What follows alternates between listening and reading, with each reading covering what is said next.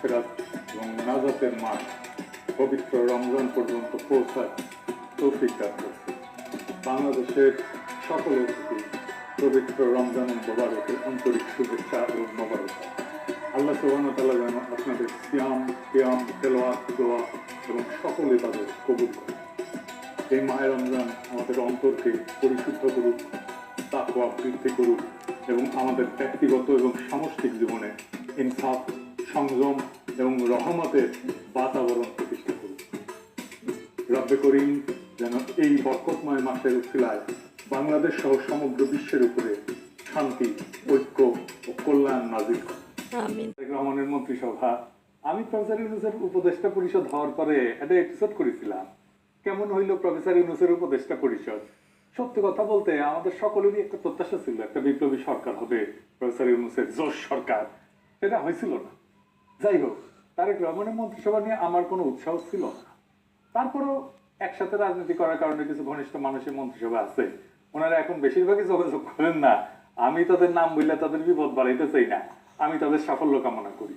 এই মন্ত্রিসভায় সবার আমল নামা জানা নাই, তবে এটা একটা ইনক্লুসিভ মন্ত্রিসভা হয়েছে। ইনক্লুসিভ মানে রংধনু না, না না না না না রংধনু না, মানে সবাই নিয়ে।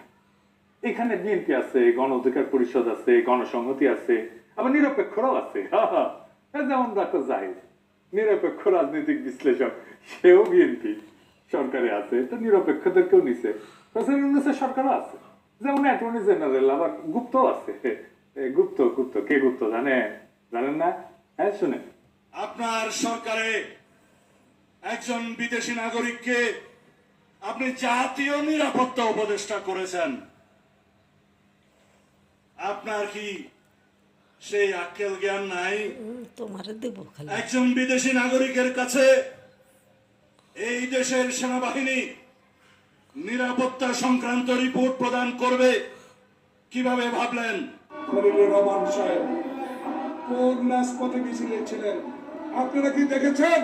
খলিলুর রহমানকে কোনদিন বাংলাদেশের রাজনৈতিক অঙ্গনে গণতন্ত্রের জন্য, ভোটাধিকারের জন্য, মানুষের সেবার জন্য এগিয়ে এসেছেন। সেই জাতীয় নিরাপত্তা উপদেষ্টাকে আপনি বিদায় করুন। সেই জাতীয় নিরাপত্তা উপদেষ্টা হয় নিজে পদত্যাগ করবে, না হয় আপনি তাকে বিদায় করবেন। এই দেশের নিরাপত্তা সংক্রান্ত কোন জাতীয় দায়িত্ব বিদেশি নাগরিকের হাতে থাকতে পারে না। খলিলুর রহমান তিনি টেকনোক্র্যাট কোটায় মন্ত্রিত্ব পেয়েছেন। এই অন্তর্বর্তী সরকারের সময় যিনি দায়িত্বে ছিলেন, এটি অনেকের কাছেই একটু খটকা লাগার বিষয় ছিল, অথবা সারপ্রাইজ হয়েছেন অনেকেই।